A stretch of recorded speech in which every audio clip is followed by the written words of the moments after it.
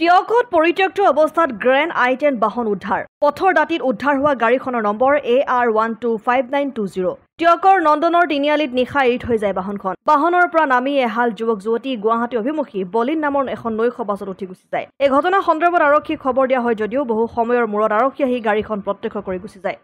আৱাসিক এলেকাৰ পৰা পৰিত্যক্ত গাড়ীখন আৰক্ষীয়ে উদ্ধাৰ নকৰাক লৈ প্ৰতিক্ৰিয়াৰ সৃষ্টি হৈছে। এই গাড়ীখন কালি ল'ৰাটাই ছোৱালী এজনী আহিছিলে ৰাতি প্ৰায় 10মান বজাত এইখিনিতে ৰখাই নৈশ চুপাৰ এখনত উঠি গুচি গ'ল। স্থানীয় লোকে দেখি পেলাই মোক আহি থাকোঁতে ক'লে, দাদা এনেকুৱা কথা হ'ল, এই গাড়ীখনৰ পৰা ল'ৰাটাই ছোৱালী এজনীয়ে নামি পেলাই নৈশ চুপাৰত উঠি দিলে। তাৰপৰা ইয়াত ৰখাৰ পাছত মই থানালৈ ফোন কৰিলোঁ। থানা পুলিচ আহি পেলাই গাড়ীখন খুলিব বিচাৰিলে, নোৱাৰিলে খুলিব। তাৰপৰা লৈ যোৱাৰ ব্যৱস্থা কৰিলে, কিন্তু একো কৰিব নোৱাৰিলে। তেখেতলোকে নিব নোৱাৰি পেলাই ইয়াতে থৈ গুচি গ'ল। এতিয়া কথা হ'ল, এইটো এটা আৱাসিক এৰিয়া। এই আৱাসিক এৰিয়াটোত যথেষ্ট মানুহ আছে, কি আছে গাড়ীৰ ভিতৰত একো ঠিক নাই। গতিকে এতিয়ালৈকে পুলিচ আহি পোৱা নাই। আমাৰ সন্দেহ উপজাৰ কাৰণে আমি গোট খাই আকৌ থানালৈ ফোন কৰাৰ ব্যৱস্থা কৰিম বুলি ভাবিছোঁ, কিন্তু এতিয়ালৈকে পুলিচ আহি পোৱা নাই আমাৰ ওচৰত। নাই চিনাকি নহয়।